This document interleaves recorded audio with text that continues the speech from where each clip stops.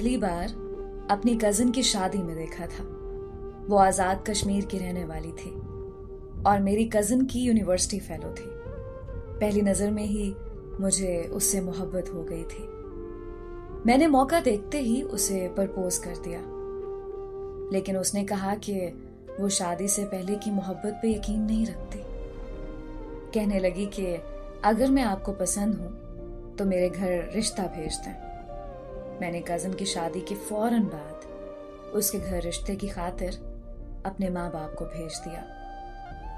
उसके घर वालों ने हाँ कर दी और हमारी मंगनी हो गई। हमारी शादी 2 साल बाद होनी थी, क्योंकि आयशा की पढ़ाई अभी मुकम्मल नहीं हुई थी। आयशा लाहौर की एक यूनिवर्सिटी से मास्टर्स कर रही थी और हॉस्टल में रहती थी। हमारी फोन पर बात हुई तो मैंने उसे काफी दफा बोला कि मैं तुमसे मिलने के लिए आना चाहता हूं, मगर वो साफ इनकार कर देती थी। कहती थी कि शादी से पहले मिलना जायज नहीं है। उसकी ऐसी बातों की वजह से वो मुझे और भी ज्यादा प्यारी लगती थी।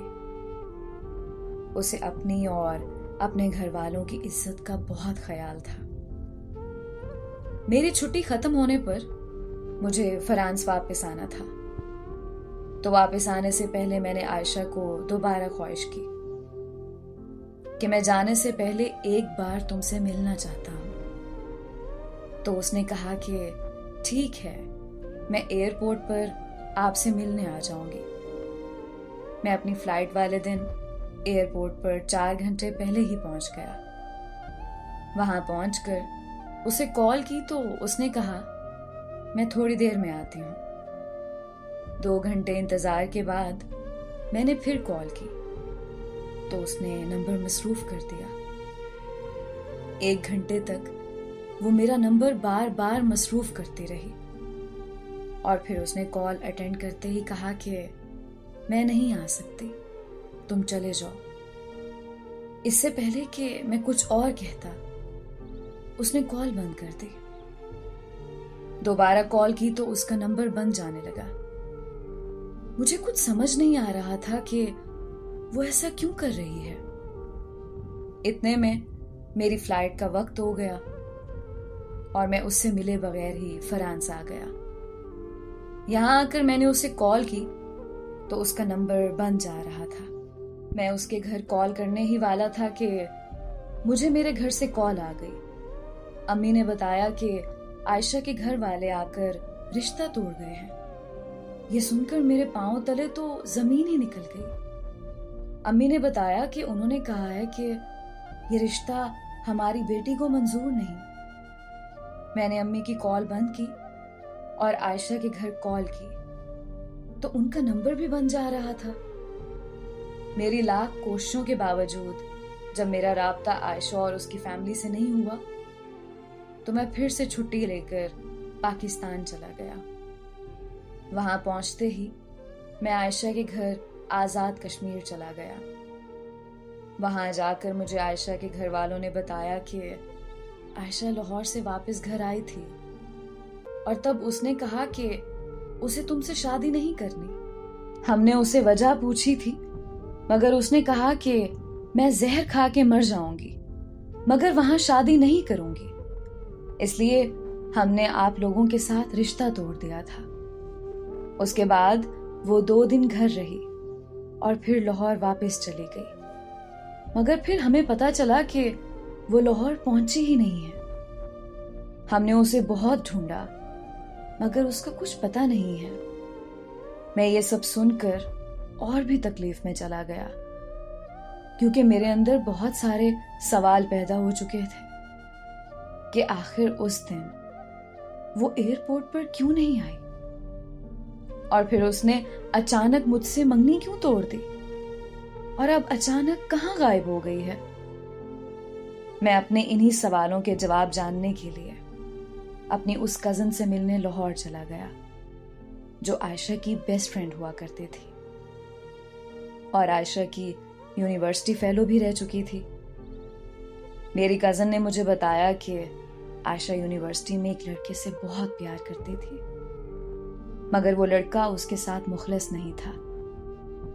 मैंने आयशा को समझाया भी था कि वो लड़का तुमसे प्यार नहीं करता, मगर इस बात को समझने तक वो अपना सब कुछ गंवा बैठी थी। प्रेग्नेंट होने का सुनकर उस लड़के ने आयशा को छोड़ दिया। आयशा ने उसकी बहुत मिन्नतें की, मगर उसने एक नहीं सुनी। आयशा बहुत अरसे तक डिप्रेशन में रही और फिर मेरी शादी पर उसे तुम मिल गए। मगर वो खुश नहीं थी, क्योंकि वो खुद को किसी मर्द के काबिल नहीं समझती थी। वो तुम्हें ये सब बताना चाहती थी, मगर मैंने ही उसे मना कर दिया, क्योंकि मैं चाहती थी कि वो अपने कल को भूलकर आज में जीना सीख ले। अपनी कजन से आयशा के बारे में सुनकर मुझे बहुत दुख हुआ, मगर अफसोस इस बात का था कि मेरी कजन को भी नहीं पता था कि अब आयशा ने ऐसा क्यों किया और अब वो कहाँ है। कजन से मुलाकात के बाद मेरे अंदर की बेचैनी और बढ़ने लगी थी। मैं अपने घर आया तो पता चला कि लोग तरह तरह की बातें कर रहे हैं। सबने मान लिया था कि आयशा किसी लड़के के साथ भाग गई है, मगर मेरा दिल ये बात मानने के लिए तैयार नहीं था, क्योंकि वो हमेशा अपनी फैमिली की इज्जत को लेकर फिक्रमंद रहती थी। फिर ऐसा क्या हो गया कि उसने किसी की इज्जत का नहीं सोचा। मैंने उसके साथ एक वक्त गुजारा था, तो मुझे कभी नहीं लगा था कि वो मुझे पसंद नहीं करते, बल्कि मुझे पूरा यकीन था कि वो मुझसे प्यार करती है। मैं ये सोच सोच के पागल होता जा रहा था। फिर मैंने अपनी कजन को कॉल की और कहा कि मुझे उस लड़के का एड्रेस या नंबर चाहिए जिसने आयशा को धोखा दिया था, मगर मेरी कजन ने फौरन मेरी कॉल काट दी। और फिर मेरी कजन ने थोड़ी देर बाद कॉल करके मुझे अपने घर बुलाया। मैं कजन के घर लाहौर गया तो वहां आयशा भी मौजूद थी। आयशा को देखकर मेरी जान में जान आ गई। फिर आयशा मेरे पांव में बैठ गई और रोते हुए कहने लगी कि मुझे माफ कर दो, मैंने तुम्हारे साथ गलत किया है।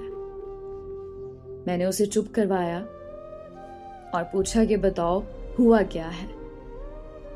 तो वो कहने लगी कि तुम्हारी कजन ने तुम्हें सब बताया होगा। मैं उस लड़के से बहुत प्यार करती थी, मगर उसने मुझे धोखा दिया, मेरा इस्तेमाल करके मुझे छोड़ दिया। मैं हर रोज उसे याद करके रोती रहती थी। मुझे लगता था कि मेरी जिंदगी खत्म हो चुकी है। फिर पता नहीं तुम कहां से मेरी जिंदगी में आ गए, मुझे इज्जत दी, बहुत सारा प्यार दिया और मुझे जीना सिखाया। हमारी मंगनी के बाद मैं भी तुमसे मिलना चाहती थी, मगर मुझे लगता था कि मैं तुमसे शादी से पहले मिलूंगी तो तुम भी मुझे उसकी तरह इस्तेमाल करके छोड़ दोगे। मैं मानती हूं कि तुम्हें लेकर मेरी ये सोच गलत थी, मगर मेरे साथ जो हुआ उसकी वजह से मेरे अंदर एक डर बैठ गया था। मैं तुमसे मिलने के लिए एयरपोर्ट आ रही थी कि उसी लड़के की कॉल आ गई। वो मुझसे मिलना चाहता था और मैं खुद को रोक नहीं पाई। मैं उसे मिली तो वो मुझसे माफिया मांगने लगा।